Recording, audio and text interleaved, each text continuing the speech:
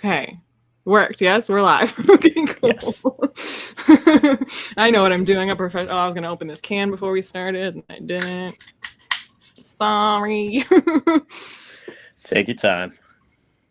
All right. Hello. Welcome to us chatting about Night of the Seven Kingdoms. I am me. Me is I. This is my channel. You know who I am. If you don't, well, you got to figure your life out. But David, would you like to introduce yourself? Why not? Yeah, my name's David. I have a small, newish channel where I talk about books and TV and A Song of Ice and Fire, and I'm doing all that tonight. So that's right. So it's a perfect little, sampling of what you have to offer, right? Collision of worlds. Oh, Evie. I'm sorry. Next time. You're invited to the chat, Evie. So howdy, Urza. Hello. Afternoon, I guess. I would say evening. definitely evening for me. All right. Yeah, so we will talk spoilers eventually, but not yet. So if you're here for some reason, having not read it and not seen it and don't want to be spoiled, but you've come to a debrief, I don't know your life and your decisions, but I will cater to you for the, like 5-10 minutes. But yeah, so non-spoiler, we're in the Night of the Seven Kingdoms is in the Colosseum. Live or die. What do we say? So definitely yes. I'll start with the show, I guess, in the sense that I'm gonna imagine that I'm more positive than you are on it, because I think without being unreasonable, I probably couldn't be more positive. And like, you just assume that I'm very negative. It's like, Well, no. That's what I'm saying. Like, regardless of how much you enjoyed it, I thought they killed it. So I guess, like, to be clear on like what my expectations were. So the novella is like 120 pages, and I was a little worried that they were adapting it because I love the story, but 6 episodes, even at like 30-minute runtime, I was a little worried about. Like, there are a few things that I'm sure we'll get into that they needed to kill the execution on, which I think they did. Adaptation-wise, other than prose and POV, which are tools that George R. R. Martin uses very massively. Pause. Of course, the person who is here, who I've been referring to derogatorily, not knowing it, is the person who has not finished watching it, and it's Urza. So just know, yelling to come. Look forward to it. Well, he read it at least. I'm very reasonable. Hey, do not. This is libelous. We will see. We got the camera out, but yeah, I mean, obviously, when you adapt to TV, you lose prose and POV, which are two things that George like uses to maximum ability. But other than that, like in terms of an adaptation, if someone told me they wanted to watch the show without and not bother to read the book, this is like the least I would yell at them. I think pretty much all the changes were new stuff. Most of it I liked a lot, really organic. A couple things that I'm probably going to be with you on. The reason that the changes were new stuff is because this story is not that long. And so this was a little bit of too little butter scraped over too much bread to make 6 episodes out of this story. Like, it's like The Hobbit, where it's like, is that necessary? Like, when it takes you longer to watch the show than to read the story, Yeah, yeah. I mean, there's totally an argument that this could have been a movie, for sure. It could even be a series. I think 4 episodes would have been like. Probably. Yeah, we'll get into it, where I think probably the second episode was the most bloated, where I'm like, all right, we got to get things rolling here. You're going to lose some people.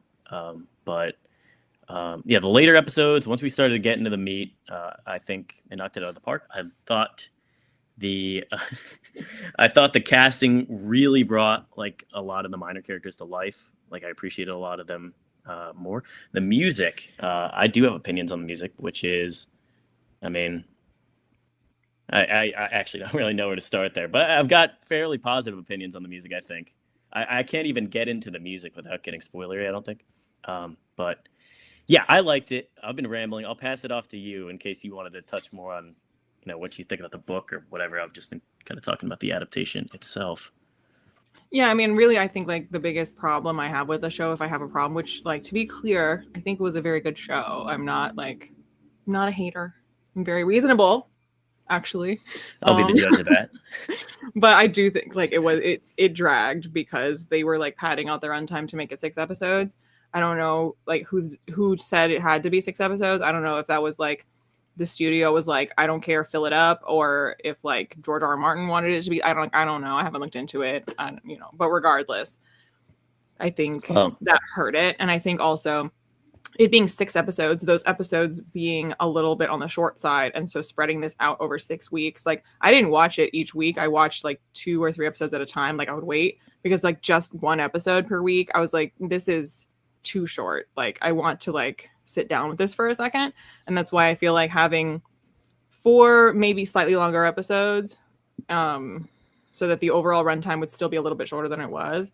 Maybe not even that much shorter, but like not so truncated, not so like, oh my God, is this story? Are we going to finally do the story now? Because like there is like less that happens in this than in A Knight's Tale, but A Knight's Tale is a 2-hour movie. Like this, it's just like, you're like when I was watching with my family and I was like, yeah, this whole thing is going to be the tournament. Like, it's not like, oh, we get to the tournament, then we do the next thing. I was like, no, the whole thing is going to be that. And they're like freaking finally getting to the tournament. And you're like, okay. We'll definitely revisit this in the spoiler section because I'm assuming we're going to talk about each episode since there aren't many of them. But I mean, more than I guess supposedly what could have been 4. At least it wasn't 10. That's what I was like. Alarms were going off in my head when I heard they were adapting this. Not because I don't love the story, but because I thought if they were going to make this into 10, then you would full on have to do what The Hobbit did and start like pulling out like material from other sources to pad this out into being, because like the story itself does not have material for 10 episodes. And honestly, thank God that's another thing they didn't do, where something that bothers me about House of the Dragon is a certain through line they have in there that like is trying to tie it directly back to Game of Thrones. I was so worried that there was going to be something like this in there. So yeah, it feels very standalone-y. Yeah. And like you could, I don't know why you would really want to that much, but I feel like you could watch this without ever having read or seen any other A Song of Ice and Fire universe material. Like, I guess you'd be like, who are the Targaryens? But I feel like you picked that up. So I agree with that. And this is actually maybe probably one of my biggest criticisms is my first thought was this would probably be like the perfect entryway to where like if you want to watch it with like a younger audience, like obviously like the language is pretty rough. I was gonna say it's very R-rated, so yeah. Well, so the thing is, it didn't have to be in a few different like there were a couple little clips in there that's like, all right, you've essentially just cut a couple means 2, and there was more than 2. Okay, fair enough. There's more than 2. It was like 2 per episode. Really. And pretty much all of them didn't need to be there, like for the most part. I think like maybe a couple of them, like, you know, you want to set some. Well, and because like there are people whose position on things like nudity, violence, you know, essay, things like that, is that it should never ever be in a book. It should never ever be in a movie. There's no reason for it at all, ever, period, full stop. And that is not my position. But it is my position that those things should not be in something for no reason. And so like that means like my tolerance for it is very high. Like there can be a huge amount of that in your story, be it a book or a film, if the story you're telling really like necessitates showing this. This absolutely did not necessitate showing any of that. So I was like, no, this is truly here for no reason. Like, I don't object to this being a thing that's on screen. I object to it being on screen right now for no reason. Yeah, I mean, well, Violet specifically, obviously, that was going to be in there regardless. Yeah, although they definitely went harder with it than they like arguably needed to. But I mean, I'll take that over the that, like, and you're going to expect that from HBO, of course.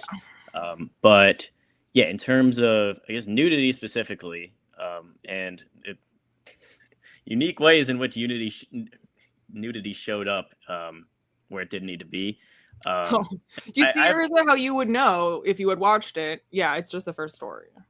Well, didn't you say you watched the first 2 episodes? Like, yeah, all right. Anyway, disappointing. But get on it, because the last 4 were definitely girl fight. Wait, who is Kate? From A Knight's Tale. Okay, yeah, which is also something that I've been meaning to watch and probably should have before the stream, because I bet you'll be making a bunch of comparisons. Oh no, you've never seen A Knight's Tale. Yeah. This is Well- very upsetting news. Oh no. Are you surprised? Let's be real. I mean, on top of that, I'm not surprised. I'm disappointed. this will, though, maybe this is a good thing because I'm sure you would have been tempted to spoil it in the spoiler section, and now you know you can't. So, Midnight Tale. Spoilers, it's amazing.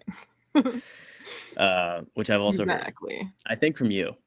But what was I saying though? The yeah, it's just like, but this is what I meant by like some of the stuff they had to add, and like I think in general, some of the larger scenes they added to fill the time. Some of them were a little bloated. Some of them I thought were really organic. Yeah, this is wild to me. People saying that like each episode should have been an hour. Well, that's should have been well, 6 episodes. right. If they're non-book fans, then they just don't realize that literally isn't possible. Well, I mean, but then it's also like I feel like at that point, if I hadn't read it, I feel like that still wouldn't really be my take, because I would say that if I felt like a story was rushed, I'd be like, oh, this needs space to breathe. Let's make this a full hour, because I feel like we were rushing through this. And I would be really shocked if anyone was watching this show feeling like they were getting rushed through it. So I think the complaint is actually because of your complaint, where like you were sandwiching the episodes or like watching them, like chunking them, because people, like, I'm seeing a lot of memes, like they're throwing the like an episode like it's done within, I mean, not only 30 minutes, but what feels oftentimes faster than that. And it's like, yeah, because it's good, but it's also like when you're like, wow, we have made such little progress in this story. Oh, and wait till next week. Okay. I did think that like by episode 3, I wasn't really worried about the pacing. The way episode 3 ended, I'm like, okay, I was worried that this was going to be an episode 4 thing. We're moving along. And then, yeah, the last episode, actually, I'll hold myself, but I think we're generally in agreement. The thing is, I don't have an exact proposition for the alternative. And like, I did like a lot of the new stuff. Like, I probably personally would have rathered these 6 than 4 with like only the stuff that was in the novella. Like, even though I would say even the new stuff, like, I think the pacing, it's still dragged. I think you could still do the new stuff they added and still, like I said, like 4 episodes that are like 45 minutes. And that means like, that's not like, it's still going to be shorter than this ultimately was, but it would still give you the space to do the new content, because there's a lot of just dead space in the show. Okay. And like a little bit of that, like, I'm not out here saying that like you should never have like a moment in a movie or a show where nothing is happening, because like sometimes like the fact of this like moment to breathe, or like the melancholy of this sunset, yeah, you know, okay, nothing is happening, but like there's absolutely reasons to like have this like scene of nothingness. But the show felt like it had a lot of that, because it was just like stretching it. And it was like, if we cut some of that out, we really could do this in 4 45-minute episodes. I would have to storyboard this. I could definitely be convinced. I love the slice of life stuff. That has to be in there at least to a degree. Yeah, slice of life, yes. I'm just thinking like long extended scenes of like, and they're riding the road, and they're still riding up the road, and they're still riding up the road, and it's like, you can do that a couple times to like make your point about like, oh, they look kind of lonely, or like, oh, this is like kind of what their life is like, to get a taste of that. But when you're doing this a lot, and even multiple times in the same episode, you're just like, you know, I mean, I get it. I get it. We can move on. Fair enough. I don't hate the take. But okay, so this is a take that like, if I would say like, I would be for this if I thought that's what was occurring, but I would not say that my experience of the show, that I wouldn't co-sign like a description of it that's this, because I would say there was a lot of male body parts, but I would not say they were being sexualized. Like, yeah, I mean, maybe like, so I mean, I am with you. I think like maybe you could take Evie's argument though for when you have Dunk, but like, I mean, I think like there's, well, and I guess Evie did say they aren't, but that's why I don't feel like it's a counter. Like that is the thing of it, is like, that's like, when we're talking about like, if it was a bunch of like female bodies that were displayed in the same vein as they are here, then it wouldn't be the problem that it's the fact that they are being so objectified in the other instance, that like, this is not a counter to that. You know what I mean? Yeah, definitely. Yeah. And then, Yeah, there's the one. Yeah, I don't even want to say his name pre-spoiler section, but I mean, we all know the one little clip that it is a quite obvious why. Yeah. But yeah, but other than that, yeah, I don't know. What throw me out? I do get the vibe you liked it, but throw out something you really liked to sell the people. Oh, hold on. I definitely don't. I'm glad they cut. I like that they cut that.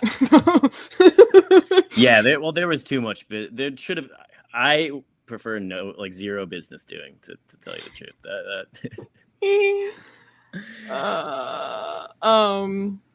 I mean, I would die for Egg. So 10 out of 10.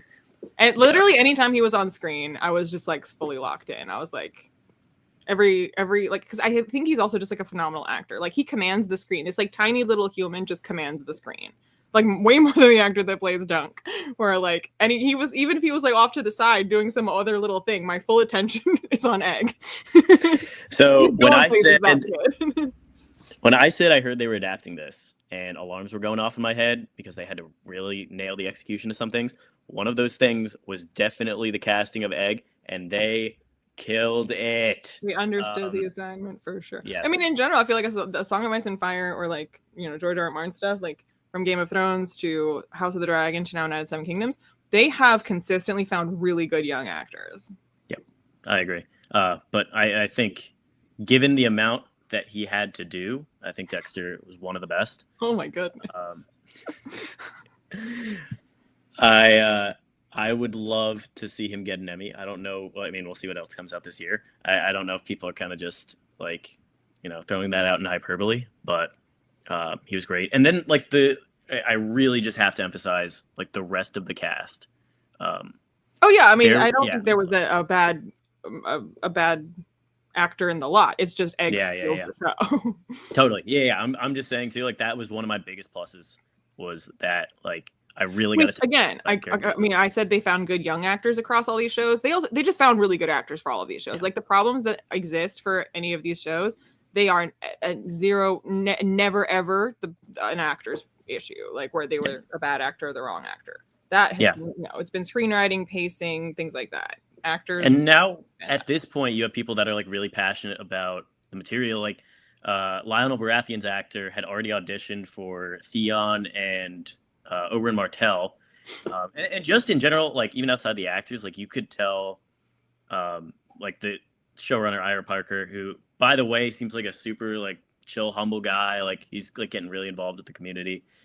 And they all care so much about the source material, which was awesome. I almost got the initial sense that everyone was kind of walking on eggshells around not wanting to piss off George.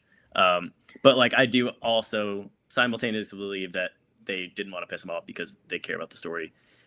And like the spirit was all there. So this is blowing my. This is me. I am today. Oh yeah. This information. Mind is blown. Wow. Yep. I pride myself on like recognizing catching actors. Those things. Like I'm always like, oh, I should like work for the CIA or the FBI. Like the facial recognition software here, unmatched. This one went under my radar. So wow. The Jonathan Strange adaptation was like it's pretty old, right? Ish. I don't know. Maybe he's grown up, but it doesn't matter. I've seen it. It's in here. It should have been unlocked. Well, now you know. Shout out Evie. I'm upset. Yeah. But yeah. To go lay down after yeah. But he was the man. That like I got Robin Williams of Westeros vibes from Baelor Targaryen. I don't know that if I would have described that way, but I can kind of see what you mean by that. Yeah, obviously depending on the role you have Robin Williams. He reminded me of, because like, okay, you haven't seen A Knight's Tale, but like I have not. In A Knight's Tale, James Purefoy plays a character that is like, he's much younger than Baelor is, but like the vibe of that character and also the role that he plays in A Knight's Tale feels very similar to Baelor. And also like James Purefoy, how he like his vibe, his charisma is similar. So everyone who's seen A Knight's Tale, agree with me. Yeah, this is what I should have done after work today. It's okay, you can do it after this. Right now. All right, fair enough.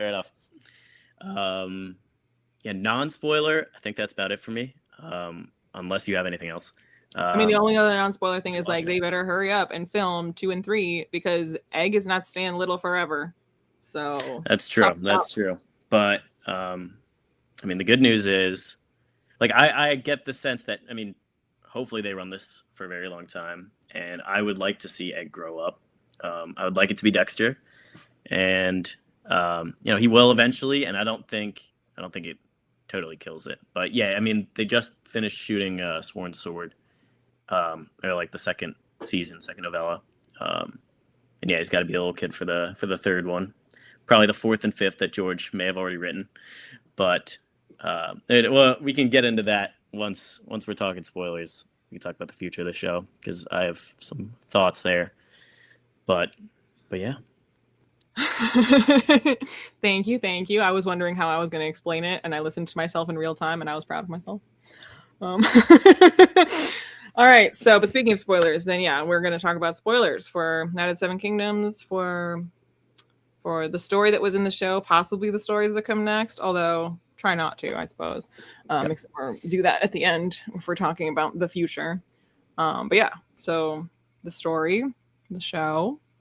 I feel like you have things that you're like dying to say. So take the floor. Not off the top of my head, but I'm sure as we get to characters, we get to scenes, we get to episodes, there will be gushes, there will be complaints, there will be all of it. I do have thoughts. Where do you want to start? Episode 1? Yeah, we can do chronological, or we can just jump around to what we feel called to. Okay. I feel like the latter is what's going to end up happening. Probably. We can start with organized, chronology. Yeah, fair enough. I go to finish the show, maybe. How about that? Yeah, good choice. Good choice. But thanks for stopping by. Oh yeah, so one thing I will throw out, just as much as we were complaining about unnecessary nudity, Egg is supposed to be naked when he gets introduced, so I'm glad they didn't do that. Well, yeah, but also unnecessary, like, bodily functions. Yeah, well, that was the first thing, and that was in, like, the first 5 minutes, and that I was yeah, that was insane. Now, you can give them the points, I guess, for wanting to do a tonal subversion, and this is what I probably might, like, I'm not saying that justifies what they did, but what I will say about the first 2 episodes is they definitely set the tone really well and let the audience know that this was going to be sort of a different kind of story, which I think actually you can set the tone and stop like at the border of what they did, but they went over. This is we are in agreement that we didn't have to see that out of Dunk. It's like, well, they needed the one diarrhea scene to set the tone. Like they did not, in fact. I'm not okay. All right, let me re-speak. Okay. I'm not saying they needed it. I like that they were trying to set a tonal like difference between the main series. Okay. I think there are other venues by which they could have done that. And I think there were a lot of other venues that they did like throughout the first 2 episodes where it did feel a lot more slice of life, kind of sitcom-y. And then I think like later on, like when shit starts hitting the fan in episodes like 3, 4, like it felt like a lot more epic. Like we're back in Game of Thrones because it started off so chill. So, but that also then like I feel like when you actually read like the story, it doesn't. I don't feel like we've switched tones from like a lighter story to suddenly being in Game of Thrones and then like back again. Like even the tournament part and all the violence that occurs, like it's still. Like, I feel like the show did do, like, we're doing Night of the Seven Kingdoms, Game of Thrones, bitch, and then, like, Night of the Seven Kingdoms. And, like, when you read it, it doesn't really do that. Like, yeah. That's fair as well. And it's honestly, like, the like, completely invented, like, backstory, for child Dunk or whatever that they inserted, that also felt extremely Game of Thrones. Okay, that felt kind of out of place to me. I have really mixed feelings on the flashback, to be honest. Yeah. So first of all, I mean, I guess we could just. My argument for saying this could be 4 episodes. Honestly, you cut that entire thing. We're already like on my timeline now. 45-minute episodes. We're rolling. Well, so that was the thing. Like, you need time to fill that episode. What are you gonna do? So yeah, I saw a lot of people had problems with the placement of the flashback specifically, where you start off the trial of 7 and then it's flashback and then and like that was dark. And I mean, there are positives I will say about it for sure. So first of all, we already have the sense that Dunk is, lowborn. He's kind of had a hard life. This really gets you into the weeds of Flea Bottom, which we haven't like really seen to this extent in like the show universe. I would have definitely liked to see him because the whole relevance, the whole and I really feel. Second half of episode 5, I thought, and I have other good things to say about episode 5, but yeah, so. The relevance I thought of the scene in particular was, the fact that like the whole reason Dunk is able to beat Arion is because he's got he doesn't have like the training, whatever, but he had a gritty childhood, and like when he just starts getting physical, like they say this in the novella, like when the Flea Bottom Dunk comes out, like that's he's also got prophecy on his side. Well. Perhaps. Oh, and that's another change we definitely need to discuss, like that fortune teller.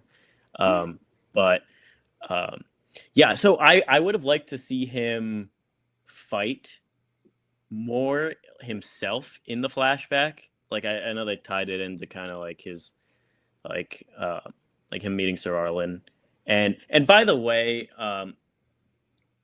so just in general, what's your take on like how they characterized him? How they characterized what? Sir Arlen. I mean, I think like with the entire characterization of Sir Arlen is also how I feel about all those scenes with like the nudity and stuff where they like overshot the mark on like making him this caricature. I feel like too far towards making him a joke. Mm-hmm. So I do kind of wish we got like a few more dimensions there. Now, I think again, like right off the bat, I was like, okay, they're doing this correctly because like the whole idea is like Dunk probably glorifies him more in his head than like he actually was. We didn't really ever see like honorable, like cleaned up Sir Arlen though, because the one thing is like this was his time to shine, and like this flashback. Because like most of the other stuff was like the end of his days when it's like he's really like at the end of him being like useful, and you're like, so even younger him still nothing. Okay. So so the thing is though, part of it is his nephew had like recently died in the Blackfire Rebellion, so he's like he's depressed. He's like singing, like when he's like singing in the fields in Dothraki, like it's apparently like some like grieving song. But yeah, I mean, a little over the top. I can like if you were to say like you just like they like the point how they did Sir Arlen, like I wouldn't really like the point is that like Dunk kind of like he sees him he sees the whole world really in a much more chivalric positive light than anyone. He's like rose tinted glasses all the way, especially for Sir Arlen. And I think it's okay to sort of like show us through the contrast of what we see of Sir Arlen ourselves and through how we hear Dunk describe him, convey that to us, that what the Sir Arlen we see is not the Sir Arlen that Dunk sees and is describing. But they just like they did it to such a degree, to such an extreme, such a caricature that it no longer is, oh, Dunk has rose tinted glasses. It's like Dunk is a freaking idiot. It's like no human looks at this and is like aspires to this. Like, flat out no. And I will say, just in terms of like that kind of lines up with like another problem of mine of one of the editions in terms of like not really trusting the viewer to make those kind of distinctions. Not that like, so there's Dunk's worldview. That's one thing. But something else I didn't love was, and I loved this actually up until the last episode, where one of the big through lines through the book is that it's never explicitly stated that Dunk was knighted. And like, that's like the whole thing, because like the whole idea is like Dunk is a true knight, but he doesn't. But is he though? Is he a knight to begin with? Like, has he sworn the vows? And I thought that, like, particularly in episode 4, when Raymond asks him to knight him and he like kind of goes into panic mode, I thought that was like the perfect, like, subtle way to like maybe raise the red flags, and like totally something I think will be like revisited in future seasons.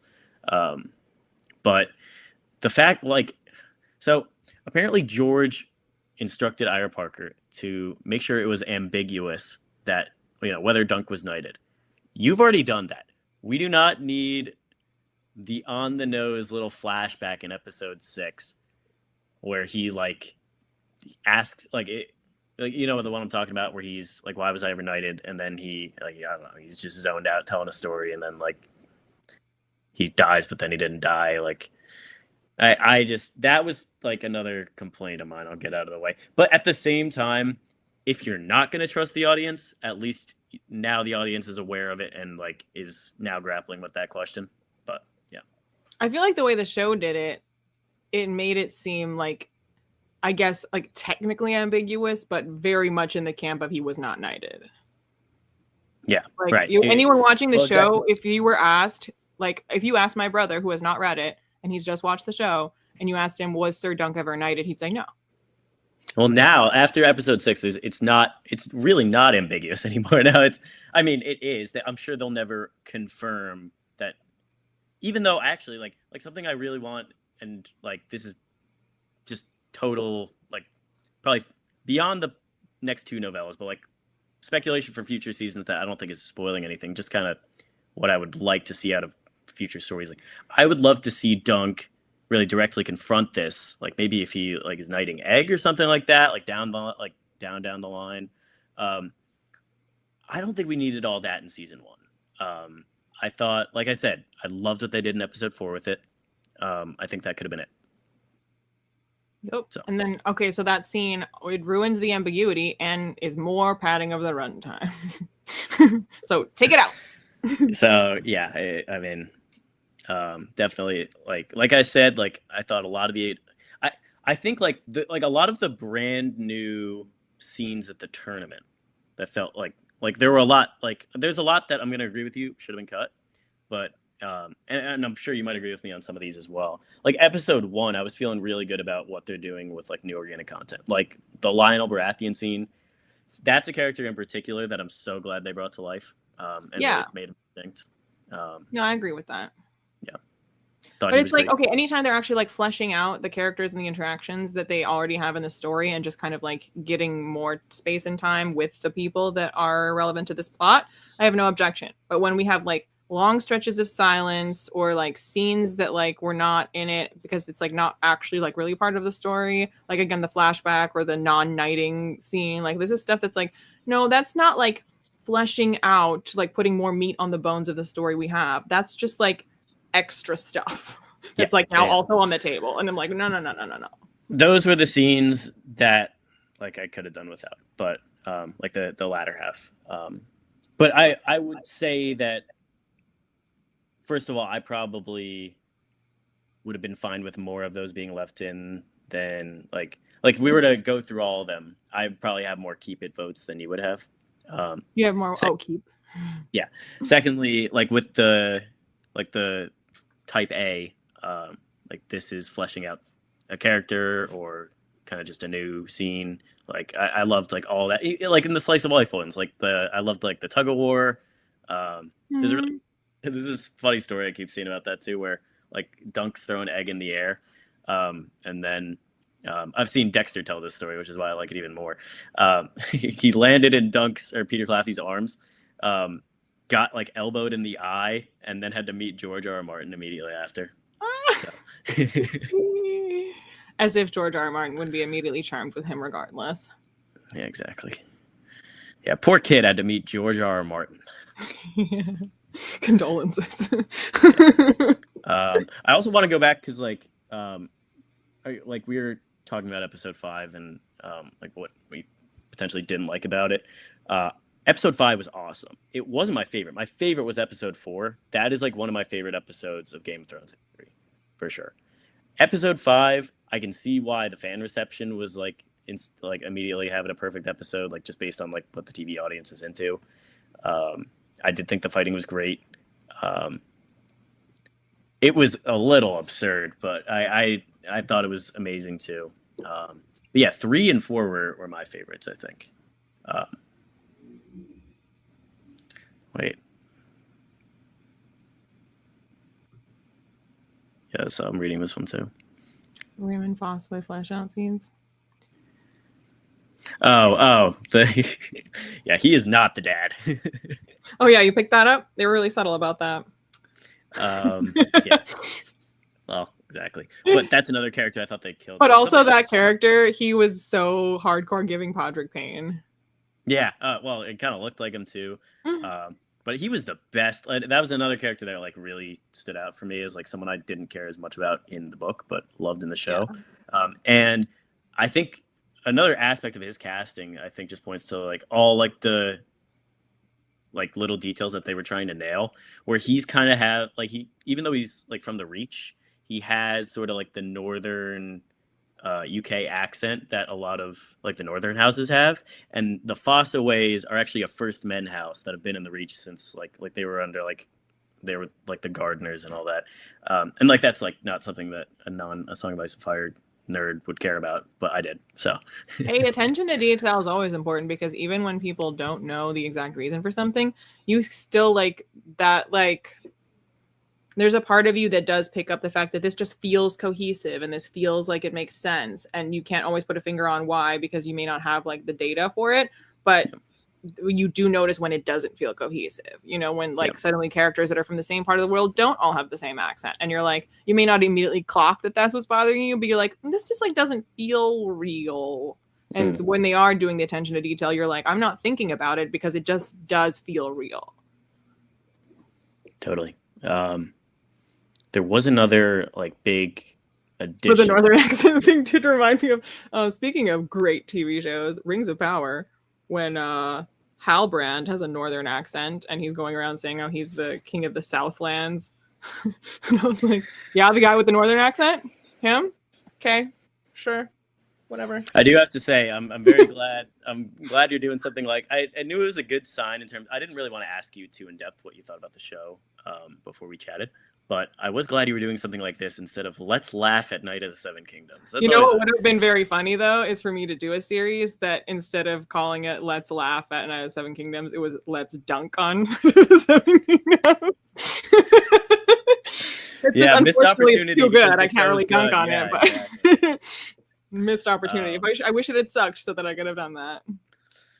So one other change that I wasn't like totally crazy about, or I'm not sure how I feel about it, but it's in episode 3 where you have the lady from the inn show back up as a fortune teller, and what's interesting is like there are things to think about here, and it's like it's definitely meat for discussion like in the fandom, because first of all, I don't know if you caught this, but she has a birthmark on her cheek that's like basically opens the door for her to be Bloodraven, which I don't like that he was taking that form, because like, I mean, we know Bloodraven is potentially a wizard and has all this other stuff that makes Bloodraven intriguing.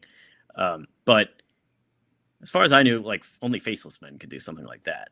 And then the prophecy itself, the one they give Dunk was fine about him, like, you know, having more success than a Lannister. You are literally about to reveal that Egg is a Targaryen in 5 minutes. Was there a need to basically just like flesh out his entire arc and have him? I didn't, that in one little bit I didn't particularly love, but episode 3 in general, awesome. Definitely my favorite Egg episode. It was called The Squire, and he was. I mean, that moment, what a mic drop. Oh yeah. I actually am curious whether you thought it was too goofy. I liked it. Too goofy? Like the reveal. Yeah.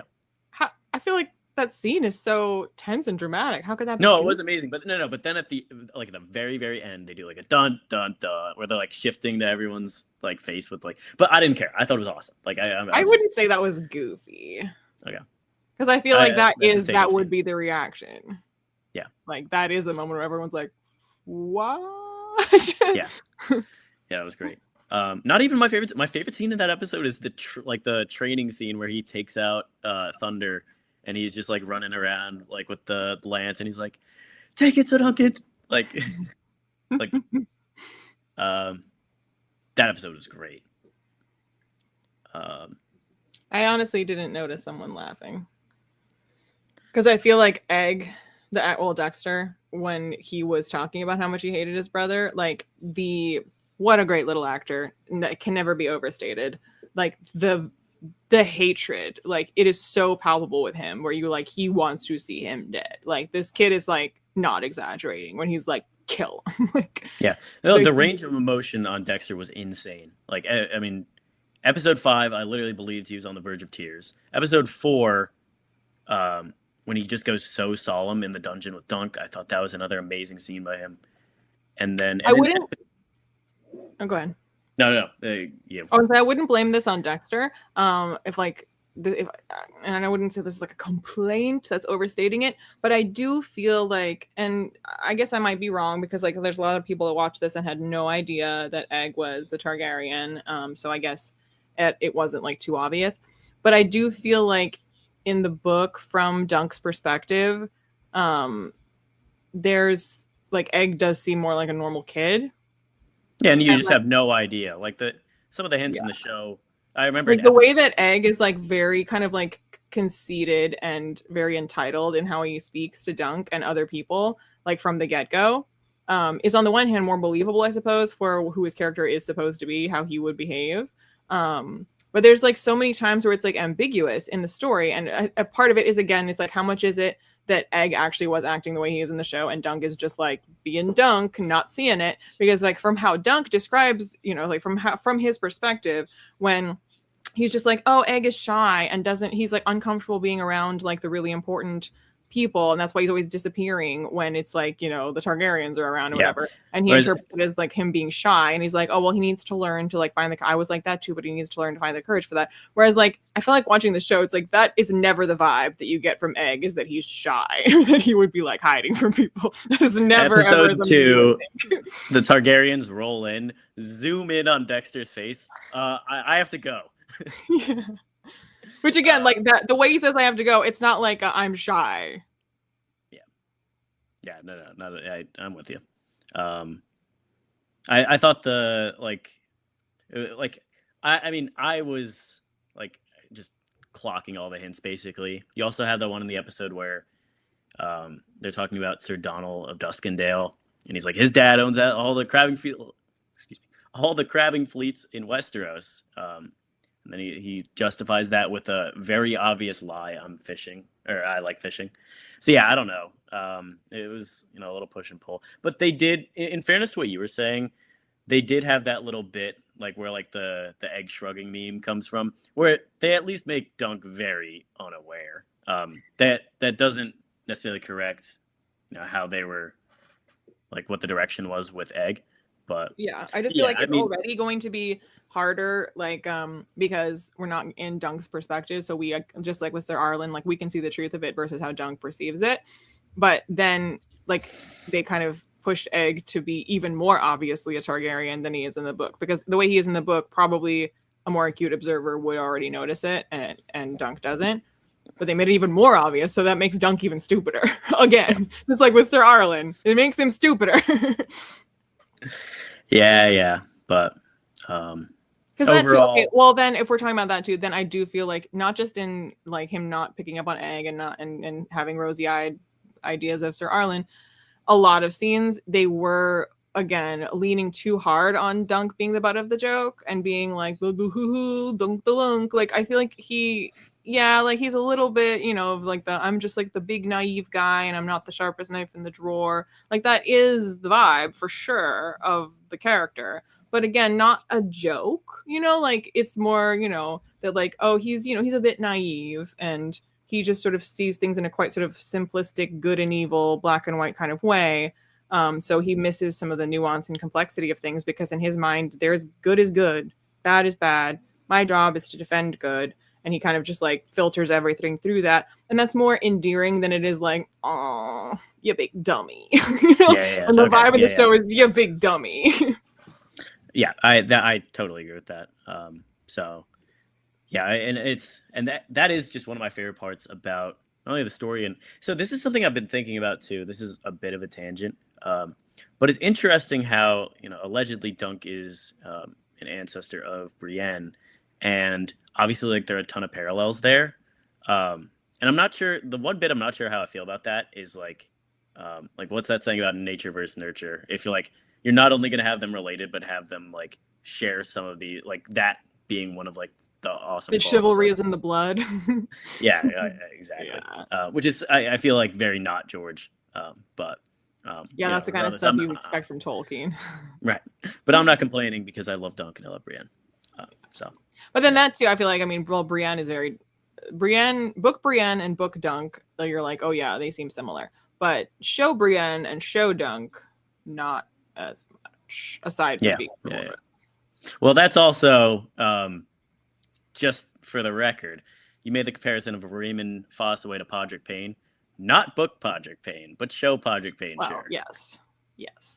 But also not book Fossaway either, because he's hardly in it. Yeah. Right. Yeah. True. Yeah. Show Podrick Payne also as you could draw some comparisons to Sir Arlen, but that's another conversation. Yeah, and I mean, I love Gwendolyn Christie. I think she's a good actress and everything, but yeah, just the way Brienne is in Game of Thrones, like I was never like mad about it. It was just like so wildly different from how Brienne is, aside from being tall and chivalrous. Like the only things that show Brienne has in common with book Brienne is being tall and chivalrous, because the character's vibe is so different. Yeah, definitely. Yeah, that was like when I was going through the books, having actually like seen the show before. Like there were a lot of POVs that I'd like really thought like fleshed out the character. Brienne was like definitely one of them. But even just her characterization, like I'll avoid getting too deep into A Song of Ice and Fire. Yes, we're not here actually to talk about Brienne of Tarth. My bad. Sir, not appearing in this show. Michael PK does actually. I'm not sure how you thought about that joke, but I thought that was like that made me laugh pretty hard. That scene, but again, Dexter's delivery of just the like that, his face, like when Dunk says like it's odd that you're telling me, like, and it's just like all these like nuanced little emotions he was nailing. He's phenomenal. Yeah, and just so endearing and so charming and so charismatic. I'm telling you, that kid is going places. 100%. Now, speaking of Egg, one thing I definitely wanted to talk about was episode 6. Like, I know we already talked about the Dunk, being not knighted in that episode, but there were changes made in that episode, or at least, and this is actually something I just need to throw out there, like into the world, where like everyone's first instinct when there was something new I saw was like why are they changing this? But the thing is, since a lot of it was additional content, how do you know George isn't endorsing this behind the scenes and it's actually like building to something later? Which so that's just one thing I'll say, and like that's in particular to like a change that I'm gonna bring up that a lot of people didn't like, that I actually thought was potentially awesome. So first of all, just like this episode's like 4 pages. So yeah, you need to bloat it a little bit. Because this is The Hobbit again, where he gets bumped over the head for the Battle of the Five Armies, and we have an entire movie of it. So anyway, Egg specifically in this episode, the scene where he was going to kill Arion, like once he's grown some Targaryen hair back and like whatever. First of all, Dexter killed that scene again. Look, okay, that's just like, we don't need to say it, I suppose. We can just like, the assumed preface of every statement is that Dexter killed it. And then yeah, right. Okay, this is for Silicon Valley fans, this is a Rigby situation. But like a positive one. Yes. But so the reason I love it too is like thinking about the future of the show and like thinking about an arc for Egg specifically is like this is a character who, as far as we've read about him, is at a very like early stage of his life, and he's very much kind of like the companion character, right? I want to see a lot more depth and complexity to Egg throughout his life, and like the role in which like Duncan is going to play in his life. So I think giving him just a little bit of a dark side is a really, really good choice. Now, I didn't see much complaint in ways of like that scene. At the very end, a change that everyone lost their minds about. And again, not necessarily a change, just a scene that didn't appear, is Makar not actually letting him go. So Yeah. I love this for Egg because he lied to Duncan again. And I think that's great. Like, I think it's meat for the future.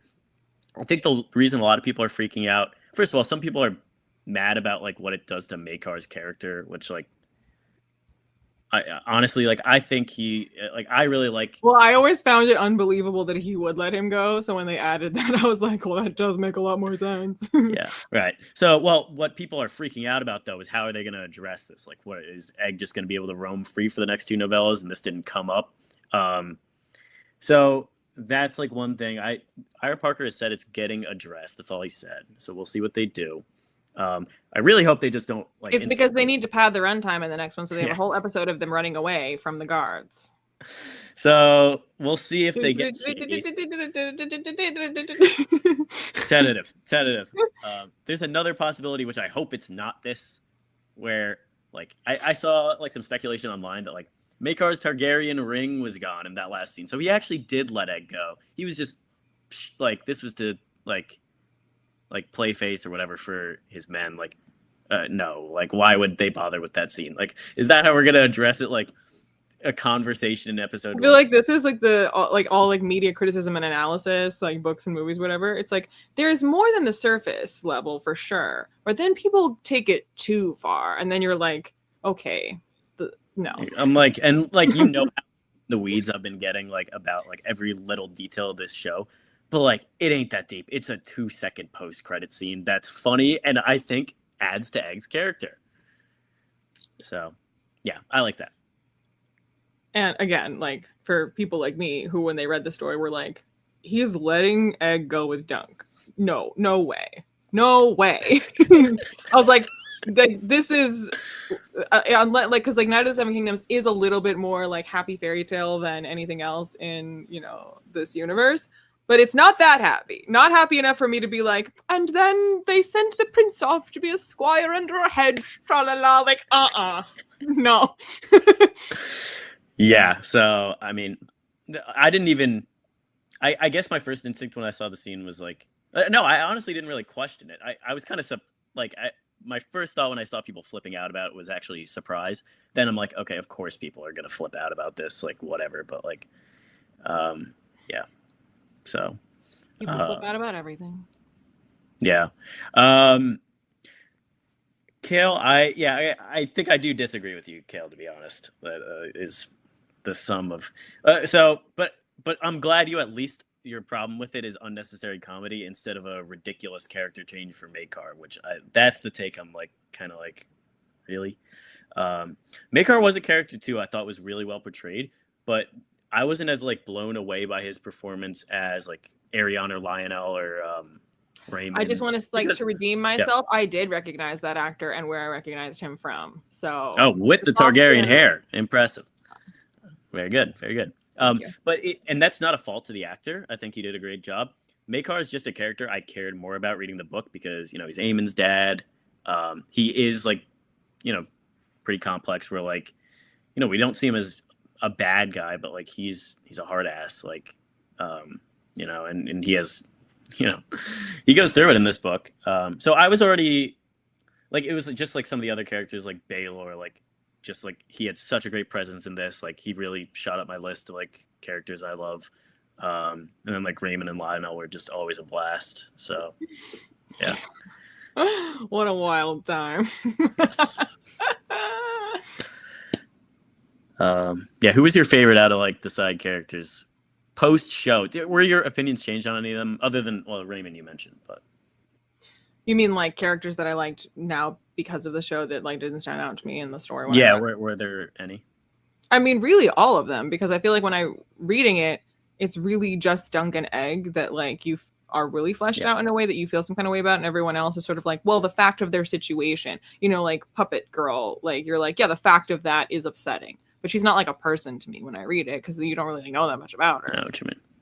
And that's like most of the characters. And then like I feel like you do feel some kind of way about Baelor just because of like how chivalrous he's shown himself to be and how much, you know, obviously like Dunk is grateful to him and what a like blow that is that he's dead. But even with him, it's more like, okay, the facts of this, like the facts that I know about you as a person and the fact that you are dead are tragic, but you even don't feel like a person that I feel sad is dead. I'm just like, oh, this is a tragedy, you know?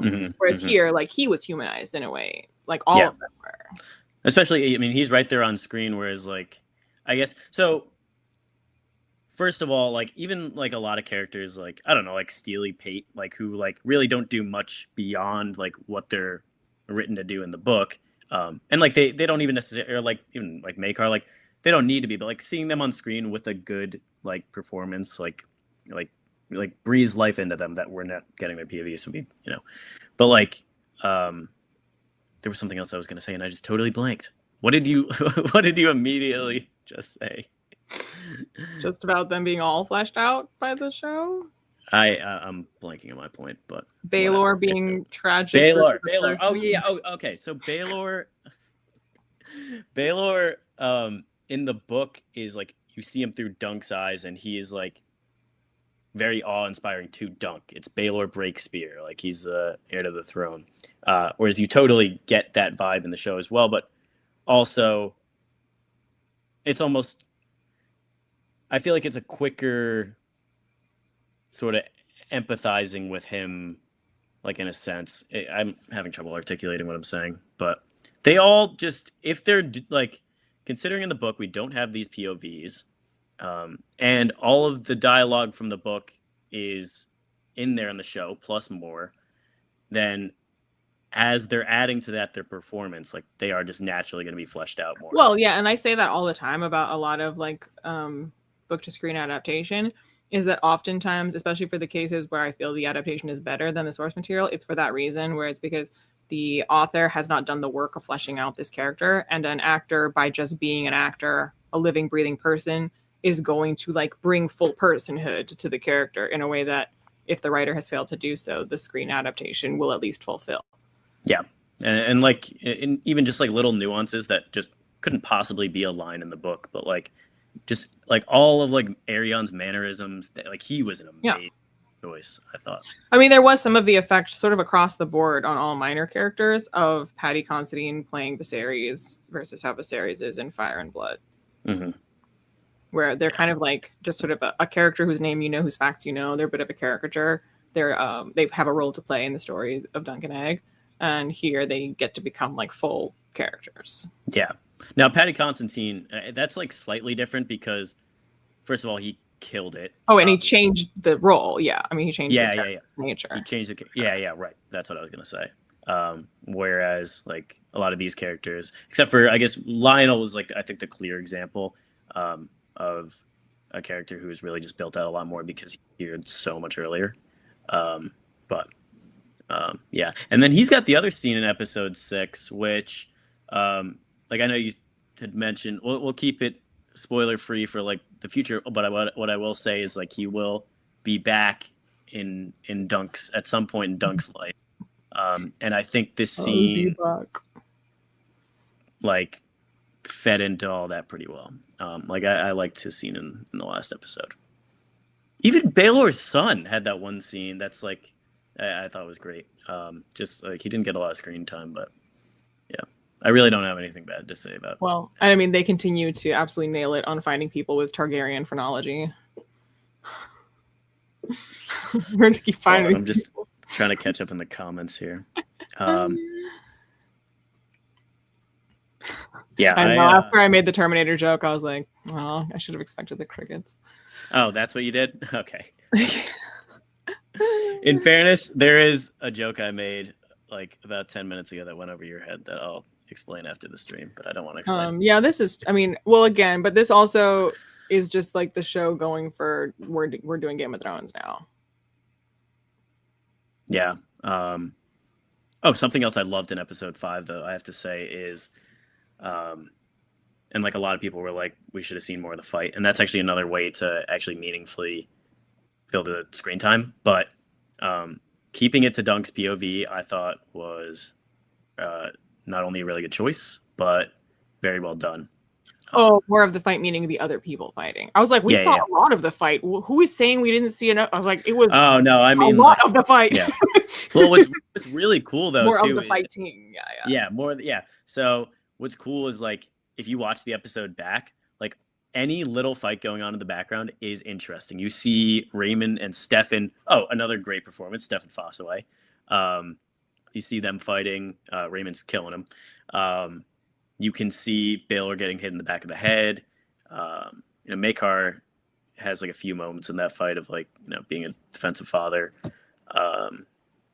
Lionel fighting the Kingsguard, I think, is something that that would have been really cool to like see more up close. But like, but I think the focus should be on, because this ultimately is like all these other people here are also fighting, but the fight, like the person on trial here, is Dunk.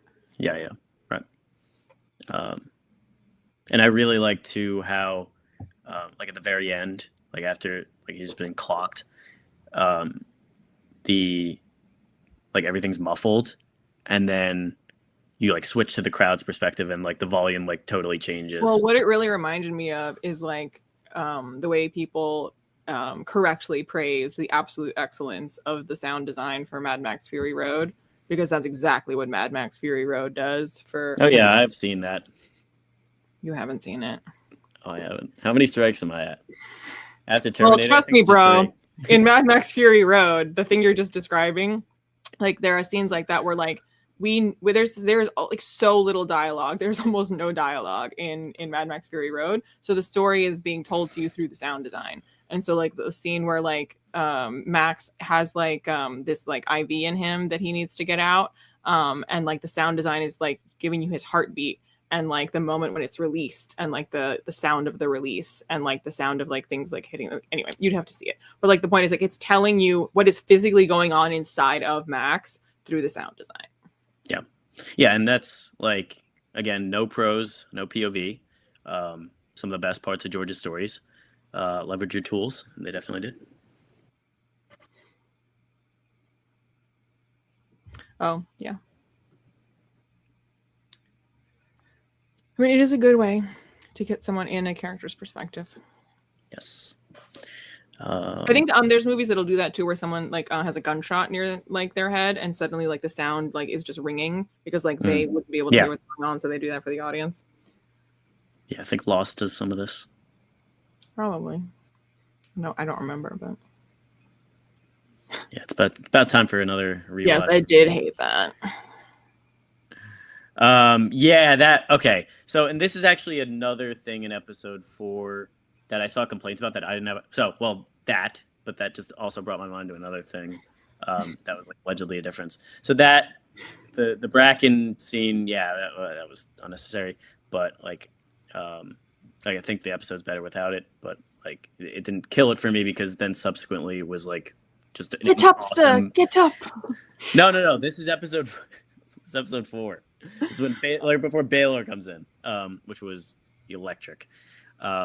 But yeah, another difference they had in there that I've seen some people have like big issue with it, like allegedly thematically, that I really just didn't care about, because I thought like the themes relevant to this were present elsewhere extensively, which was that the crowd or like the small folk weren't like really with Dunk up until Baylor rolled in, whereas in the book it's that's different. I didn't care. I thought, I also think that just kind of draws away in that specific scene. Like, you have this massive crowd, and you want Dunk to feel or like appear very isolated and almost like the biggest moment of hopelessness of the show. Yeah, just how desperate the situation is. Yeah, desperate is the word I was looking for. Yeah, for sure. So. You should watch a Knight's Tale. The jazz, as Kale pointed out, so in terms of the music, which is brought up earlier, while I loved the general score, gotta love the whistling. Like, I think the doing the Western vibe thing was appropriate, like the whistling and whatever. Oh yeah, but the whistling was awesome. I thought the score in general was like there are songs that are on my playlist that I've listened to many times. I love the Game of Thrones main title rendition, where then you bring in the dunk music like halfway through. So they extended the music, like at the very end, episode 4, Baylor comes in, Game of Thrones theme. And I didn't catch this until I listened to the soundtrack because it's like in the credits. But the second half of that has like the Dunk theme layered over it. Loved that. And it wasn't Rami Djawadi. And that was another thing that scared me because he's the best. But yeah, there were a couple just like moments of like little tonal choices, from jazz music to Sir Arlen walking out of the hut to Dunk doing his thing in episode 1, where it's just like you just cut this little thing and it's like it just makes everything so much better. But again, entire scenes. Yeah. Well. I don't know. What's like an extended scene that you really didn't like, other than the flashback? I was gonna say, well, the flashback into the knighting scene, or the not knighting scene. Oh yeah, okay. So the ones we talked about. Yeah. But then again, there's just like so many scenes that like go on for longer, much longer than they need to. Where it's like, okay. Fair enough. And episode 2 is where I was really scared of the bloat, to be honest. Because like the end of the episode, we're talking about Sir Arlen again, and I'm like, dude, we cannot. I've had enough of Sir Arlen. Little did I know what was coming with it. And then I feel like maybe I wouldn't object so much to those scenes if they hadn't made Sir Arlen such a joke. Like if there was ever a single flashback with Sir Arlen where I was like, oh, I kind of see what Dunk sees. No, but that never happens. I'm with you with the flashback. I'm talking about it's like just because I rewatched episode 2 last night because that was the one like least fresh in my memory. Like at the very end of episode 2, there's like the night joust, and then they go back to the campfire where that was the moment where Dexter won me over, where he's like playing like war against the Blackfires, like with his sword high. And then after that, Dunk just starts yapping about Sir Arlen again. I'm like, okay, like, and I don't know. I'm not saying that had to be cut, but yeah, regardless. A couple things that could have been trimmed that were like maybe a little like trust the audience a little more. Monica also brings up the love the Night of the Nine Kingdoms bit. So I saw everyone loved this. Now, in fairness, they were 7 kingdoms when Aegon showed up, the first. So that's, but, oh yeah, okay. So, and Michael brings up another little bit. I guess that was episode 4. Yeah, I think there needed to be a lot of clarity in the rules for the Trial of 7 there, and I think that actually stresses the point that like Arianne is doing something absolutely ridiculous that no one's heard of right now. I was gonna say, I didn't mind that. Like, I think it makes sense that Dunk, who's extra ignorant, would have no idea, and then also to your point, it stresses the fact that this isn't like a common thing. This isn't something that is routine. Yep, exactly. Yeah. So. Oh, another little bit I love from that. Like, he's being a brat. Yeah. Oh, I loved when he was smashing down, or like trying to break up the nuts. Yeah. The guy has to go under the table to get it. Right. Yeah. So it was very Draco Malfoy energy, honestly. Totally. Yeah, but I thought I liked Ariane's performance better, to be honest with you. You what? I liked Ariane's performance better than Tom Felton's with Draco, TBH. Not that shots fired.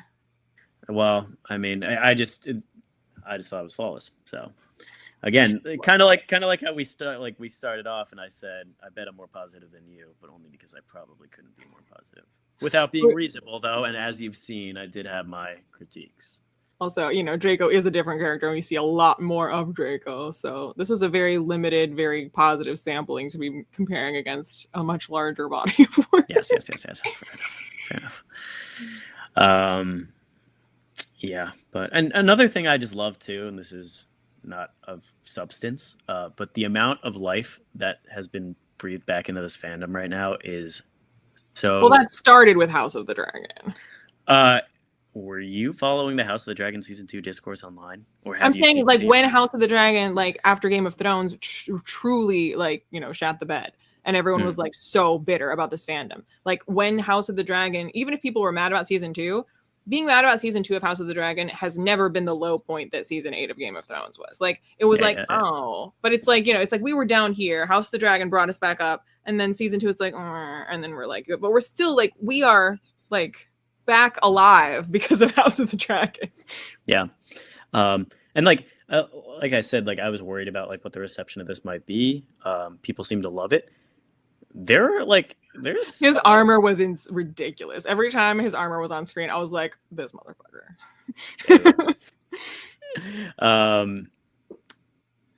So I love that. I actually, speaking of the armor, was it like, am I just imagining this, or could you tell that Baylor's armor was actually too tight for him because it was his son's? I felt like it was.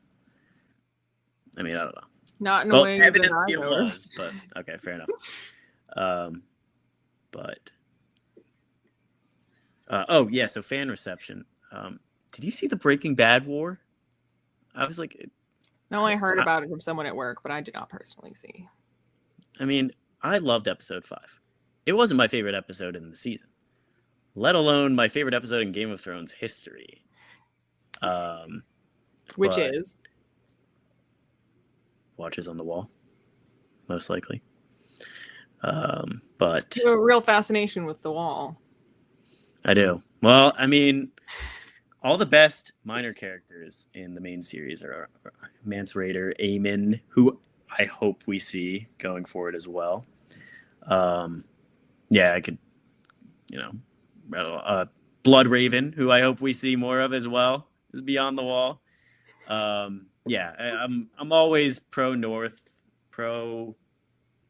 I did not wear my Lannister or Jaime Lannister sweatshirt. I wore the Targaryen one, Yeah, hey, fair enough. Yeah, love to see that. The only Game of Thrones clothing I have like Stark pajama pants, which I don't have on. I thought you just like had the Wall.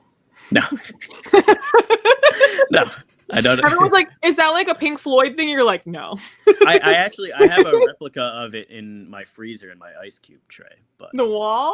Oh my god. That's amazing. Kidding. But you know what? I did actually also consider grabbing some green apple cider for my man Raymond, but I decided to.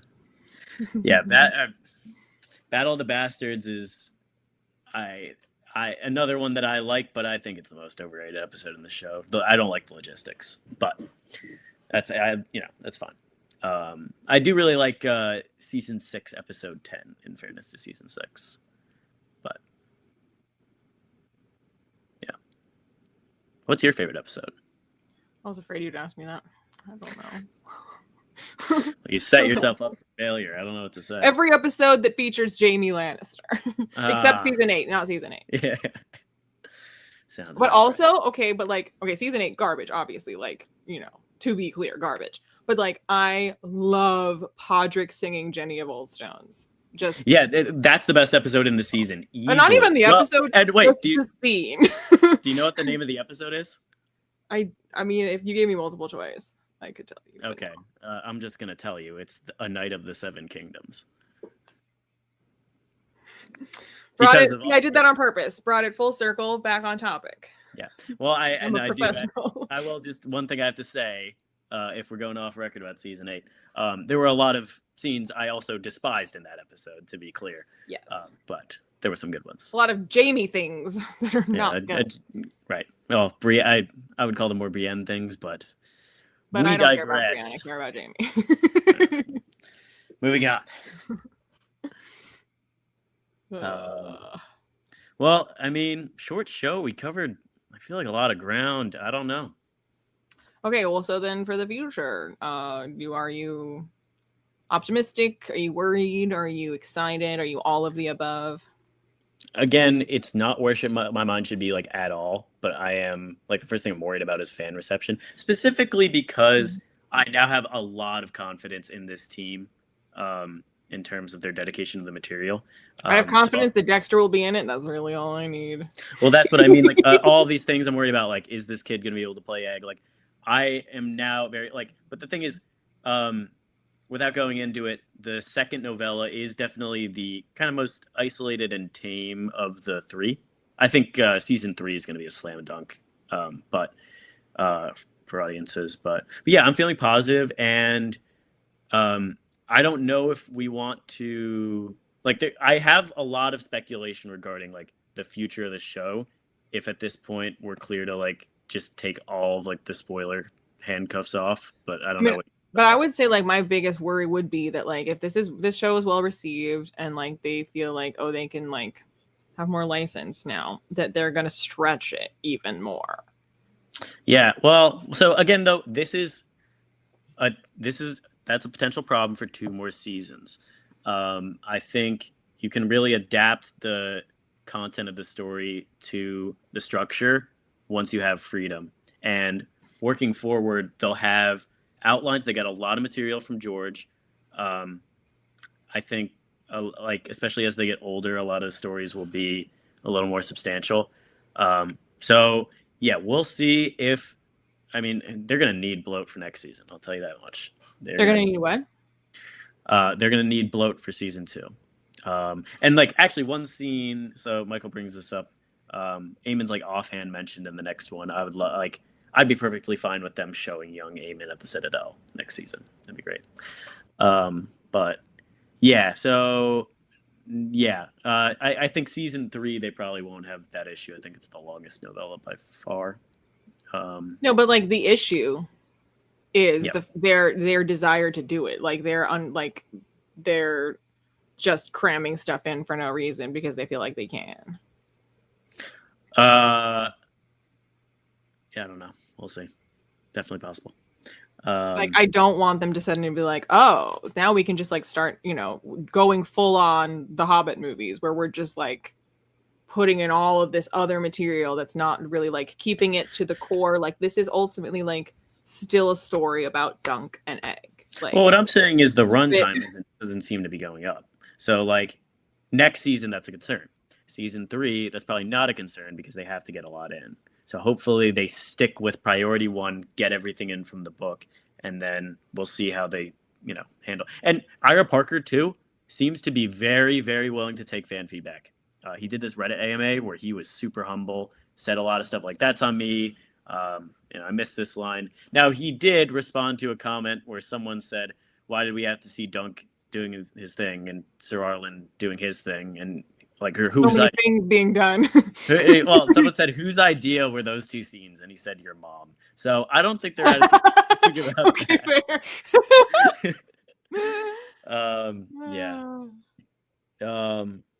Kale, regarding Melisandre, I feel like if she's getting pigeonholed back into the series, it'll be in House of the Dragon, especially because they really try to, like, that's where they try to force the through line in. But yeah, we'll see. That's where also it's more appropriate, like, because like House of the Dragon is about like big picture dynasty lineage history that ties to big dynasty lineage history in The Song of Ice and Fire.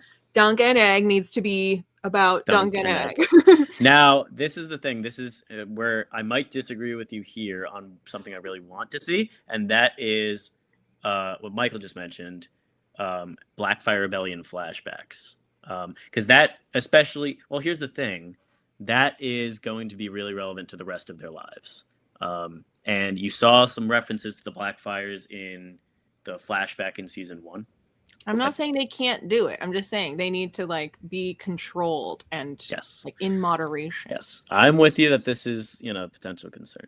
Also, just because someone said something about the Mad King play, I am trying to go, to be honest. Like I pause for shock.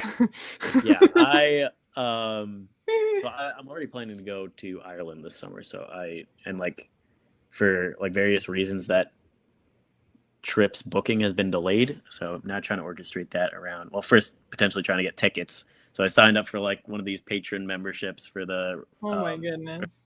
I mean, this play would be like. George just made a blog post about it, and like just so many like offhand little sentences in it just have me so excited for it. So that's all I have to say about that. Blackfire Rebellion series. I mean, I would speculate, like regarding what Monica said. Yeah, I am imagining that. Oh, from the Blackfire's perspective. No, you're probably just gonna get it from Dunk and Egg, to be honest. But I mean, the first Blackfire Rebellion is done, but the rest of them should cover like the rest of Dunk and Egg's lives. And we know the last story of like the saga is, well, we know what it is. If you're interested, you can look up Dexter's massive interview spoiler on the series. Or, I mean, if you want to check canon material, there is a big event that, yeah, I mean, I'm sure people can look into it or already know. But yeah, and apparently people are excited. People are excited about the casting for. I think it's what's Bennis's name, Osgray, and she was in Bohemian Rhapsody, the actress. Oh, okay. Well, neither have I, so don't worry. I was going to say, a movie you've seen that I haven't, but no. Not today. But yeah, well, I hear your concern, but I'm still very excited for the rest. And like, never have I felt more HR'd. I hear your concern. It has been noted. All I'm saying is I'm hyped. I think they have a lot of material to work with.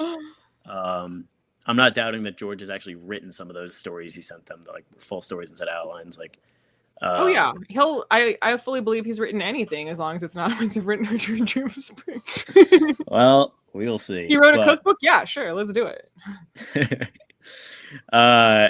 Yeah, and then, but I mean, there's other, like, he's thrown out some titles of future stories, but yeah, in the World of Ice and Fire, you have like basically the Chronicle of Egg from the history books. A lot of really good story content in there. One of them involving Lionel Baratheon. Yeah. I do not have thoughts because I don't watch trailers for things that I know I'm going to watch. Yeah, I mean, I did see it.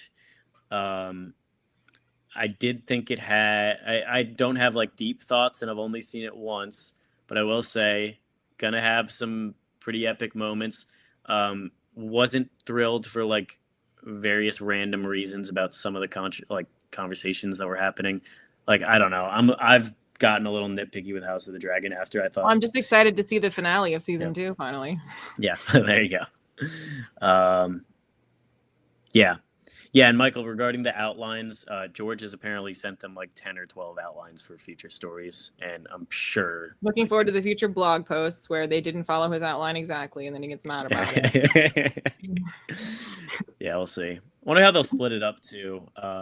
Like, because Ira Parker's said his dream scenario is you have like 5 seasons of young Duncan Egg. Probably is. I mean, Egg will be like into puberty there, and then come back for 5 years. I'll say in 20 years, looking forward to digitally de-age Dexter so we can continue doing Child Egg. Well, do you really? Yeah, I mean, here's the thing. Like, yeah, I know you're concerned about him growing up because of like, well, for cuteness factor, but like, I don't mind him growing up in terms of the. No, I mind him growing up in terms of like getting through the stories where he is a kid. I'm just saying, like, we can't be doing Stranger Things where like it's like 5 years between seasons. Like, kid's gonna grow up. Like, we are on a very limited timeline here. Sworn Sword is already like I'm not sure if they wrapped. They were definitely filming it like a little while ago. And yeah, season 3. Yeah, hopefully he's still young. I mean, I don't even think the story is like really sacrificed. Oh well, as of right now, Monica, he is ecstatic about shaving his head. I don't know if he set up a business at school where he lets people like buy him meals to feel his bald head. I just you have to go down. You have to go down this rabbit hole. Like when I was watching the show with my family who has not read the book, my brother was like, "Why is he bald?" And I was like, What is that kind of a question? What do you mean why? Like, why would you phrase it like that? I was so like, annoying that there is an answer for that. But I was gonna say the phrasing of it certainly does is. Why is he bald? I was like, I don't know how to answer that. Yeah. Also, I mean, they're literally shaving his head like every day on set. Like, I mean, I gotta maintain that smooth. Yeah, egg. But I mean, the point is when he's not filming, it's not like, you know, like I know Millie Bobby Brown kind of went through some stuff when she was young 11 because she had to like have the buzz cut, but I don't think. I don't think Dexter is gonna suffer from a similar thing. So, but also, like technically in the book, his hair has already started growing back in the course of that story, which doesn't happen in the show. Yeah, well, it does happen in episode 6. Yeah, but before that, I think, like in the book, I think it's before that Dunk notices. I think it's like shortly after he's finds out who he is that he's noticed like the blonde hair. Okay. Yeah, I mean, yeah, we'll see. I'll tell you this in terms of like bloating scenes that we can see. Like I'm sure we'll get Dunk shaving Egg's head. That's okay. Yeah. I'm okay with that. Maybe we'll even get Egg cutting Dunk's hair. Yeah, I don't really need too many trips to the barber, to be honest, but I mean, I think it was so cute, him having to like sit up like on a stool in order to be able to like reach to like cut his hair. Well, Dunk's growing his hair out for next season, so we're getting book accurate Dunk. Okay, maybe he'll be braiding it. I don't know.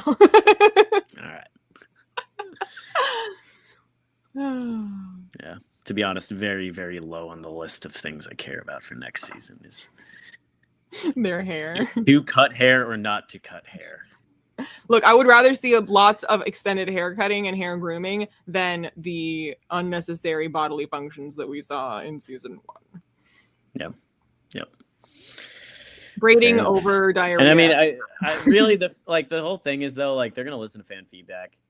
Like I haven't seen anyone excited about any of that. Except, I mean, I think a lot of people got a kick out of the Sir Arlen thing, which I was also like the joke wore off really fast. Especially the Sir Arlen thing. It happened, honest, but like the scene happened and then it kept happening. Like it would just went on and on. I was like, okay, like stop. Like, right. Is this still going? Oh my God, why? Listen, sue me. I at least laughed at that one, whereas the Dunk episode 1 bit, like, I did not like at all. Like that you could have cut. Episode 2, you could have cut it, but I was still like, whoa. Like, if you're not gonna cut it, you could cut the run of it a bit. Yeah, like, yeah. That's we fair. We freaking get it. Yeah.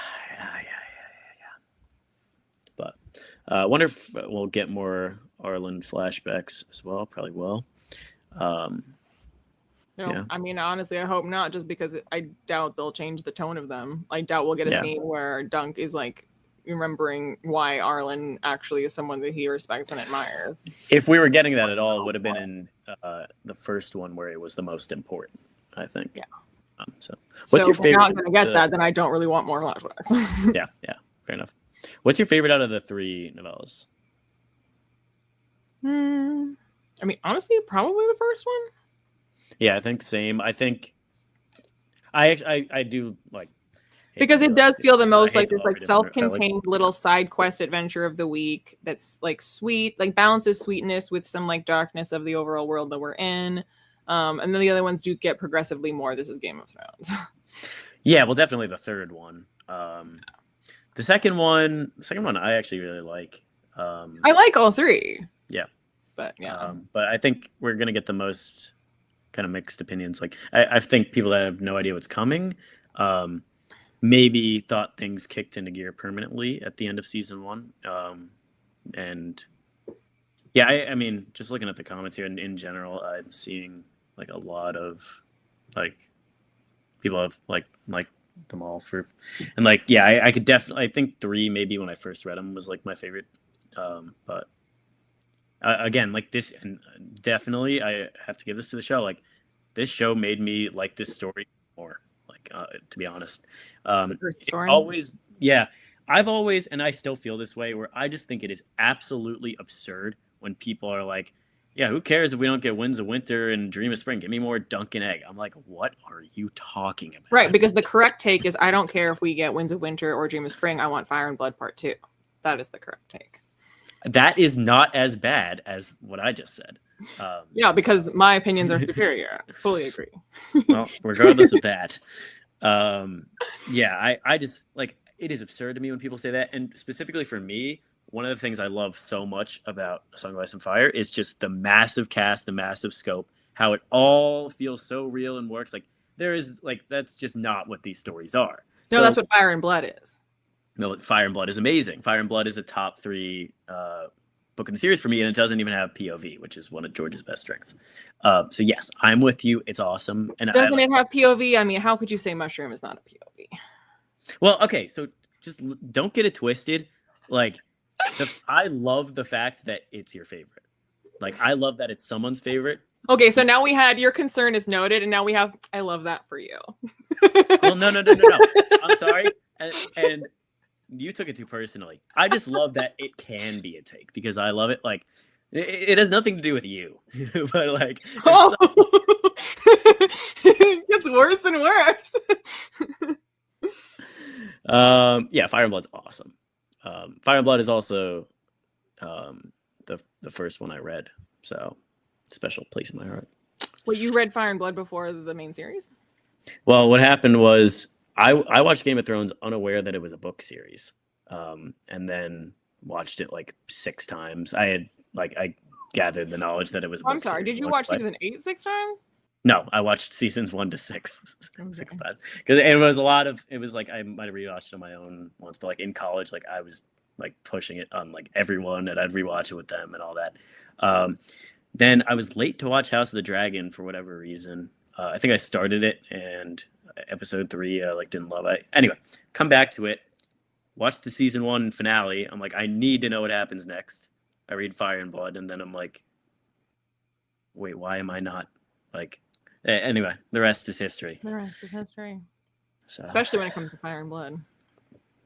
That's true. Will we get the rest? TBD. If I have anything to say about it. Yeah. But regardless, though, like what I was saying about Night of the Seven Kingdoms, like I would love more of those novellas. To me, it's just like they just don't have so many of the elements of A Song of Ice and Fire that I love, which isn't to their fault. I think that you can make an argument, especially this first one, like perfect in execution in terms of like the of being a very different type of thing while feeling in keeping with the overall universe.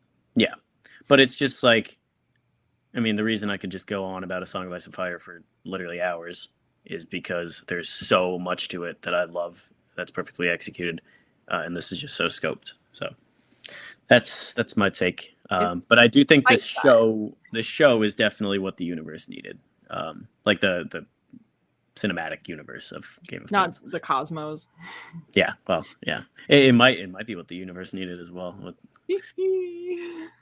Not to oversell it. Well, the thing we're now in the spoilers past season 1 stage. Like, I don't think now we can reveal that the thing the universe needed was spoilers. Yeah, Monica, the 4th one is a title that is, I think he's actually said this isn't the final title, but the workshop title is The She-Wolves of Winterfell. So that would be season 4. You know, you're hyped for that. Mm-hmm. Always love the Starks. Oh, that first scene of House of the Dragon season 2, one where that was definitely a violation, but like hopefully it doesn't actually give anything away. But like, I'm always happy to get back to Winterfell. Put it that way. I do like the Starks in Winterfell after Jaime. Lana, did you watch my? You're not going to be happy with my my POV character tier list. I get the sense you didn't watch it because I was invited on. To be honest, don't ask, don't tell policy because I know it wasn't Jaime. So. No, Jaime was not my favorite character, but it's okay that you're wrong. That's your right. Maybe about other things. But what? I said maybe about other things. What I did say though is that I think in terms of character work, character arc, Jaime is top 2, top 1, but he's not my favorite. So. Because you just don't like quality character arcs? I mean, okay, if you just want to admit that. Not an apt description. They're all good, except Ario Hota. I couldn't. Yeah, well, I mean, I had faith that wasn't tops on the list. Yeah. Book 5 in the Riverlands, Michael says, yeah, I know one of them's called The Village Hero. Might be that one. That I would imagine is like maybe something that'll be a little more scoped again, less interaction with the nobility. So yeah, there are a bunch of titles out. I mean, it's just George, like, excuse me, like, it is also much more like far manageable future project for him to work on, like, you know, much more bite size for us to consume, for him to create. Yeah. Well, we'll see. But I'm really excited to get the end of their arcs one way or the other. I do have confidence we're going to get a lot more seasons of this. Who knows when they'll come? But yep. And then we'll debrief about those as well. Let's do it. But everyone, go check out Lost Beyond the Wall. I have it linked in the description, but you can just type those words and we'll also get you there. Hopefully. To go find out why Jaime Lannister is not the top POV, if that's information you're interested in. That among other things. But Leanna, thank you very, very much for having me on. I had a blast. My pleasure. And have a great rest of your evening and weekend, and go watch A Knight's Tale, everyone. That I will. Mostly you. Yeah. All right. Good night.